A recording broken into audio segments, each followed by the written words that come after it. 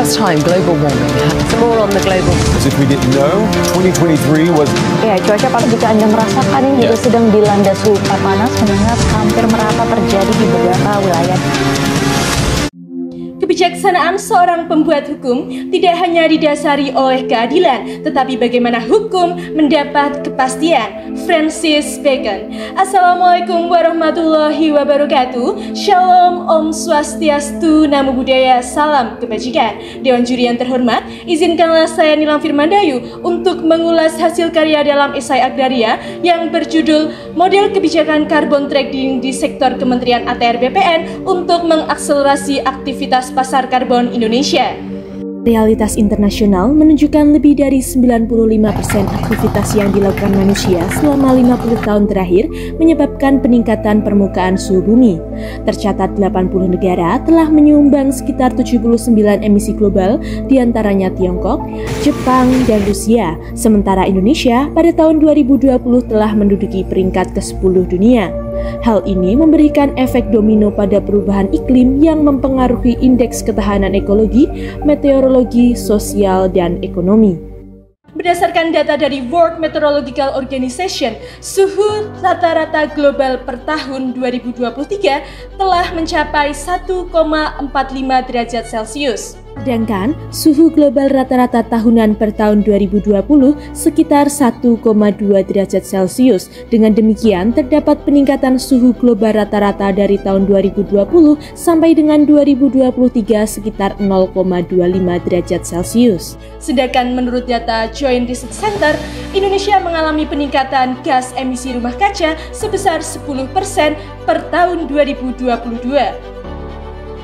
Semua negara G20 yang dilaporkan mengalami peningkatan PDB dan PPP pada tahun 2022, kecuali Rusia, Indonesia, dan Meksiko. Apabila di masa depan temperatur global meningkat hingga 3,2 derajat Celcius, akan diprediksi adanya penurunan pendapatan PDB global sebesar 11-18% dan PDB Asia sebesar 15-26,5% pada tahun 2050. Menurut Menteri Agraria Tata Ruang Badan Pertanahan Nasional, Agus Harimurti Yudhoyono, akselerasi perdagangan karbon merupakan salah satu program prioritas dalam Rakernas Kementerian ATR BPN tahun 2024. Mengingat Indonesia memiliki potensi hutan yang sangat besar, sebagaimana dalam data Badan Statistik Indonesia, total luas dataran hutan yang terakumulasi dari luasnya hutan konservasi, hutan lindung, dan hutan produksi pada tahun 2022 kurang lebih 120 juta hektar are. Walaupun terdapat penurunan 1 juta hektar are dari tahun 2021, tetapi potensi hutan di Indonesia masih sangat bernilai untuk mendukung implementasi perdagangan karbon. Dewan Juri yang terhormat, berdasarkan data dan potensi tersebut, maka pemerintah Indonesia dapat melakukan upaya dan komitmen untuk membantu perdagangan karbon Indonesia. Seperti yang pertama, melakukan pengurangan emisi gas rumah kaca sebesar 29% skala nasional dan 41% skala internasional. Yang kedua, dapat mewujudkan net zero emission pada tahun 2060. Dan yang terakhir adalah menilik peran serta Kementerian ATR BPN dalam mewujudkan perdagangan karbon Indonesia. Seperti yang kita ketahui, kementerian atau lembaga yang telah membantu perdagangan karbon Indonesia baru berfokus pada beberapa kementerian atau lembaga seperti Kementerian LHK, Kementerian ESDM, Kementerian Keuangan, ataupun Otoritas Jasa Keuangan. Dengan demikian, penelitian ini didasari oleh adanya legal gaps atau permasalahan hukum di sektor Kementerian ATR BPN. Yang pertama, Kementerian ATR BPN tidak mendapatkan pendelegasian secara khusus terkait adaptasi dan mitigasi perdagangan karbon sesuai dengan Perpres nomor 98 tahun 2021. Yang kedua, adanya kekosongan hukum di Kementerian ATR BPN yang mengatur terkait teknis institusional perdagangan karbon Indonesia. Yang ketiga, faktor efektivitas peran serta kebijakan perdagangan karbon di Kementerian ATR BPN. Dan yang keempat, penting untuk mengetahui model kebijakan karbon trading di sektor Kementerian ATR BPN. Adapun tujuan dari penelitian ini adalah untuk mengetahui model kebijakan carbon trading di sektor Kementerian ATR BPN untuk mengakselerasi aktivitas pasar karbon Indonesia.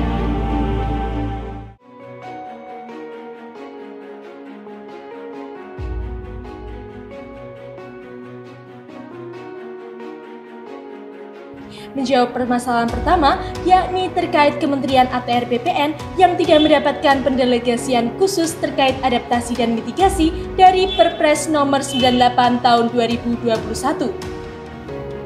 Praktik kesewenang-wenangan pelaksanaan peran dan fungsi pemerintah dilarang oleh undang-undang, bahkan segala kebijakan harus didasarkan pada kewenangan yang diberikan oleh negara.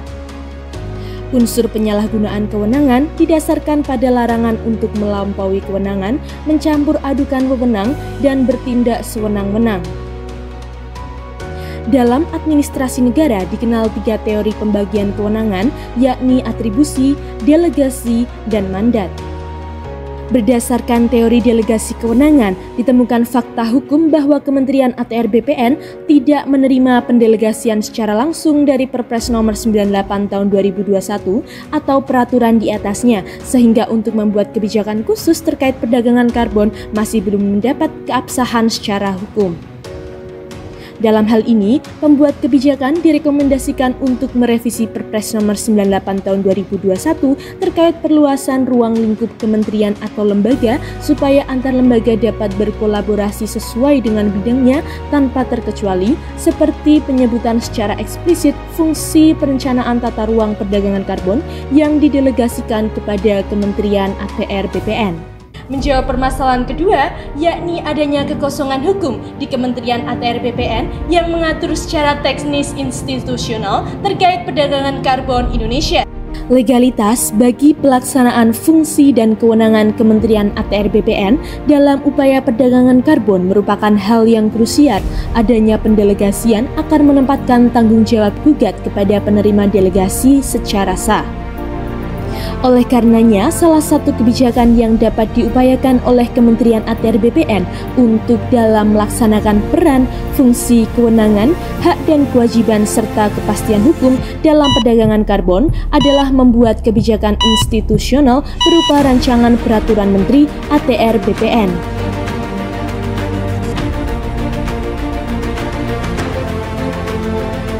Jawab permasalahan ketiga, yakni mengetahui efektivitas kebijakan perdagangan karbon di sektor Kementerian ATR BPN.